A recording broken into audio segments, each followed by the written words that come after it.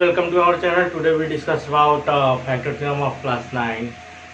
तो आज हम लोग अपना जो पहला टॉपिक है वो फैक्टर थ्योरम है। आज हम लोग फैक्टर थ्योरम समझेंगे कि फैक्टर थ्योरम होता क्या है।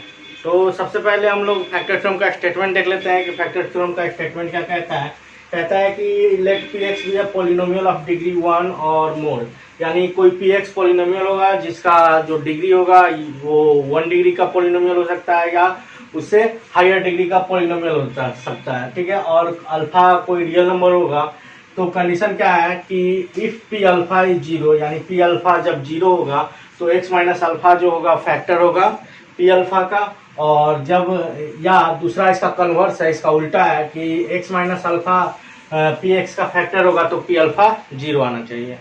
तो यहाँ पर हम लोग देख रहे हैं कि पी अल्फा जीरो कब आएगा, जब इस पोलिनोमियल में x के जगह पर अल्फा पुट करेंगे तब पोलिनोमियल क्या हो जाएगा, जीरो बन जाएगा, तो पी अल्फा जीरो हो जाएगा। तो ये पी अल्फा जीरो जो कंडीशन आया है ये रिमाइंडर थ्योरम में है। यानी रिमाइंडर थ्योरम में हम लोगों ने डिस्कस किया था कि उस पोलिनोमियल में कोई पोलिनोमियल होता था, उसमें x के वैल्यू को पुट करते थे तो लास्टली जो वो क्या होता था, रिमाइंडर मेरे को मिल जाता था। उसी तरह से यहाँ भी इस पोलिनोमियल में अगर अल्फा पुट करेंगे तो मेरे को क्या मिलेगा, रिमाइंडर मिलेगा। तो इसको हम लोग चलिए प्रूव करते हैं। तो प्रूफ में क्या लिखेंगे कि अगर x माइनस अल्फा इस पोलिनोमियल का फैक्टर है तो इस पोलिनोमियल में जब x माइनस अल्फा से हम लोग डिवाइड देंगे तो कोई QX पोलिनोमियल मिलेगा। और रिमाइंडर थ्योरम से हम लोग क्या जान, तो इसमें हम लोग क्या करेंगे कि पी एक्स पोलिनोमियल में जब एक्स माइनस अल्फा क्या है, फैक्टर है, उसका फैक्टर है, मतलब कि पी एक्स में जब एक्स माइनस पोलिनोमियल से एक्स माइनस अल्फा से जब डिवाइड देंगे तो कुछ कोसेंट मिलेगा, मान लो क्यू एक्स कोसेंट मिलता है, और रिमाइंडर थ्योरम से कुछ रिमाइंडर मिलेगा और वो क्या होगा, पी अल्फा होगा। ठीक है, वो रिमाइंडर पी अल्फा होगा। तो इसमें लिखेंगे क्या कि when we divide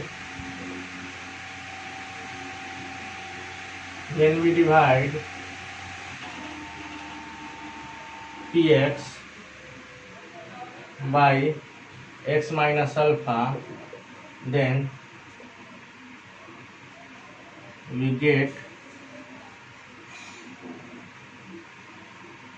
qx with the quotient। ठीक है, क्यू एक्स क्वेश्चन मिलेगा और रिमाइंडर थ्योरम से, and by remainder theorem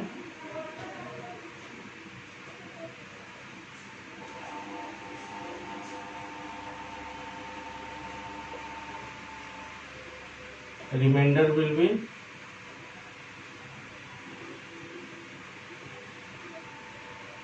reminder क्या मिलेगा, पी अल्फा मिलेगा। ठीक है, यानी किसी पोलिनोमियल पी एक्स में एक्स माइनस अल्फा से डिवाइड देंगे तो पी एक्स कोसेंट मिलेगा और रिमाइंडर क्या मिलेगा, पी अल्फा मिलेगा। तो इसमें डिवीजन एल्गोरिथम लगाते हैं बाय यूजिंग डिवीजन एल्गोरिथम।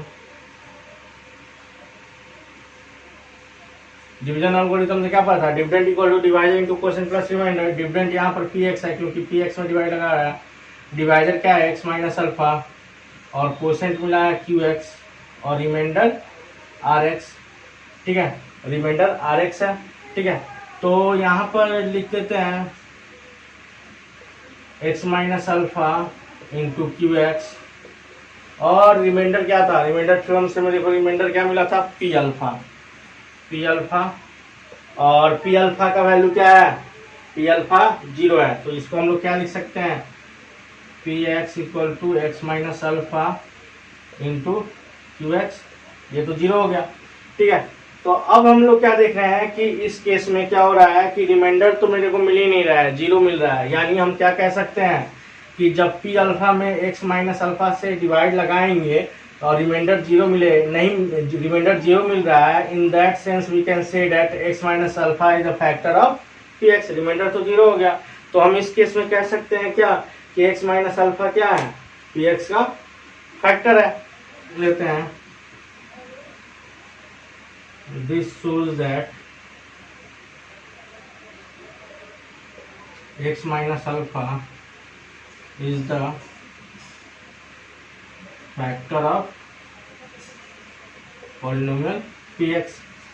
ठीक है, तो इससे हम लोग पहले वाले को सॉल्व कर दिए। अब दूसरा वाला क्या है कि x minus alpha is a factor of px, यानी x माइनस अल्फा कह रहा है कि अगर x माइनस अल्फा px का फैक्टर होगा तो p अल्फा 0 आना चाहिए, यानी रिमाइंडर 0 आना चाहिए। तो उस केस में सेकेंड नंबर को हम लोग क्या करेंगे, सेकेंड नंबर क्या करा है, if x minus alpha is the factor of px। ठीक है, x माइनस अल्फा px का फैक्टर है, तो हम लोग क्या लिख सकते हैं, then we can say that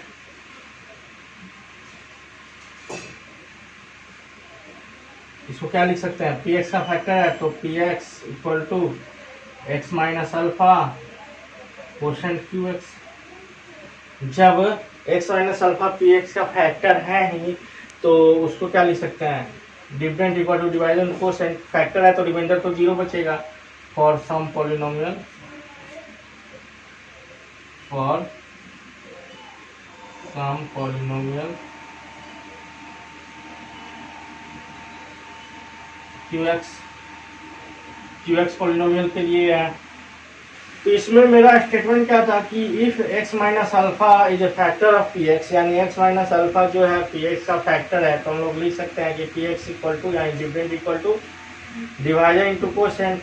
जब ये x माइनस अल्फा उसका फैक्टर है तो ये डिवाइजर हो गया, वो डिफरेंट हो गया, तो कुछ कोशेंट qx कोशेंट मिला था मेरे को, और रिमाइंडर मिलने का यहाँ सवाल ही नहीं है क्योंकि ये फैक्टर है, x माइनस अल्फा इसका फैक्टर है तो रिमाइंडर 0 हो जाएगा।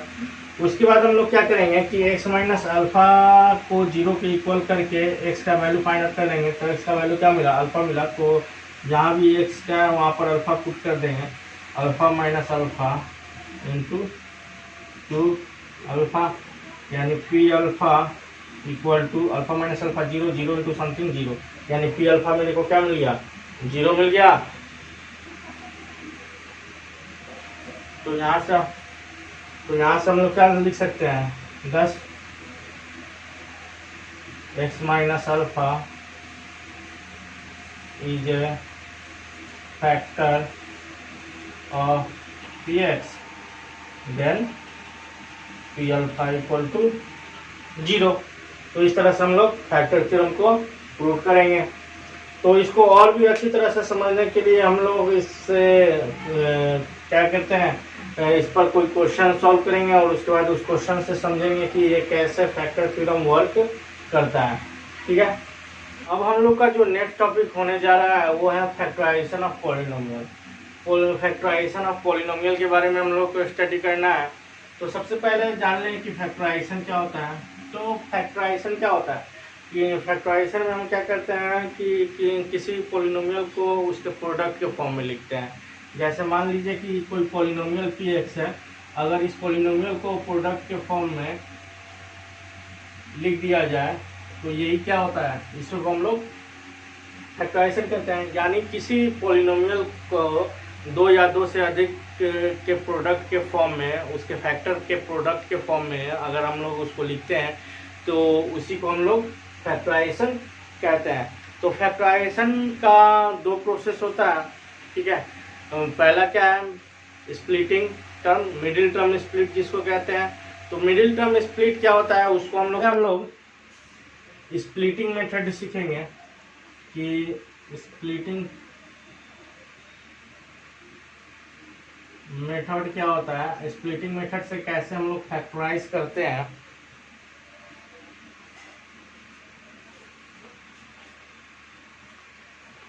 तो इसको स्प्लिटिंग मेथड से फैक्टराइज करने के लिए एक एग्जांपल हम लोग लेते हैं कोई पॉलिनोमियल का। ठीक है, और उसको हम लोग सीखते हैं कि कैसे हम लोग मिडिल टर्म स्प्लिट कर यानी स्प्लिटिंग मेथड से सॉल्व करेंगे। तो एक क्वेश्चन मेरे पास है, जैसे कि एक पॉलिनोमियल दिया हुआ है 2x² + 7x + 3। तो इस पॉलिनोमियल को मेरे को क्या करना है, स्प्लिटिंग मेथड से फैक्टराइज करना है। फैक्टराइज इन द सेंस कि अगर कोई पॉलिनोमियल का फैक्टराइज करते हैं तो उसका जो फैक्टर का जो प्रोडक्ट हो वो 2 या 2 से अधिक होना चाहिए। ठीक है, फैक्टर का जो प्रोडक्ट हो वो दो या दो से अधिक होना चाहिए। तो इसको हम लोग स्प्लिटिंग मेथड से फैक्टराइज करने जा रहे हैं। तो स्प्लिटिंग मेथड से फैक्टराइज कैसे करते हैं, तो फैक्टराइज करने का तरीका होता है, सबसे पहला प्रोसीजर क्या होता है कि कांस्टेंट टर्म, जो लास्ट का कांस्टेंट टर्म होता है, ठीक है, और जो एक्स स्क्वायर का कोफिशिएंट होता है, उस दोनों का पहले हम लोग प्रोडक्ट निकाल लेते हैं। यानी 3 और 2 का प्रोडक्ट निकालेंगे, क्या होगा, 6 हो जाएगा, ठीक है। अब इसी 6 से मेरे को दो नंबर का पेयर तैयार करना है, जिसको ऐड या सब्ट्रैक्ट करने के बाद क्या होना चाहिए, 7x आना चाहिए। तो 6 का पहले प्राइम फैक्टराइजेशन मेरे को निकालना होगा, 3 2 2 1, यानी ये प्राइम फैक्टराइजेशन हुआ। कोई जरूरी नहीं है कि हमेशा दो ही प्राइम फैक्टर आएगा इसका, दो या दो से अधिक की 10 भी आ सकता है, 5 भी आ सकता है, ठीक है। तो वो प्राइम फैक्टर को इस तरह से मेरे को अरेंज करना है कि उससे दो पेयर नंबर का दो पेयर बनाना है, और उसी दो पेयर को सॉल्व करने के बाद प्लस 7x आना चाहिए, ठीक है। तो इसमें हम देख रहे हैं क्या कि फैक्टर यहाँ है 3 2 और 1, तो 3 2 6, एक नंबर बन गया, और प्लस 1, यानी 6 और 1 को ऐड करने पर क्या आ रहा है, 7 आ रहा है, और साथ में x चाहिए तो 6x प्लस 1x या 6x प्लस x ले जाएंगे, 7x आ गया। तो हम लोग इसको यहाँ पर यूज कर दे रहे हैं, 2x cube square plus 7x को क्या लिखेंगे, दो नंबर के फॉर्म में लिखेंगे, सम ऑफ या डिफरेंस ऑफ जो भी है उसको उस फॉर्म में लिखना है, ताकि मेरा मेन मोटिव रहेगा कि मिडिल मोस्ट टर्म आ जाना चाहिए। तो 6x और x को ऐड कर रहे हैं तो 7x आ जा रहा है, ठीक है, और प्लस 3, उसको अब क्या करेंगे, अब कॉमन निकालेंगे, दो दो का पेयर बन जाएगा, कॉमन निकालेंगे। तो इस दोनों में 2x कॉमन दिख रहा है, 2x निकाल ले रहे हैं, तो x प्लस 3 बचा यहाँ पर, और इसका कुछ कॉमन नहीं है, तो मानो कि 1 प्लस 1 कॉमन निकल रहा है, तो x प्लस 3 बचा यहाँ पर। अभी भी इस दोनों में कॉमन दिख रहा है, x प्लस 3 कॉमन है, तो x प्लस 3 कॉमन निकाला जा रहा है।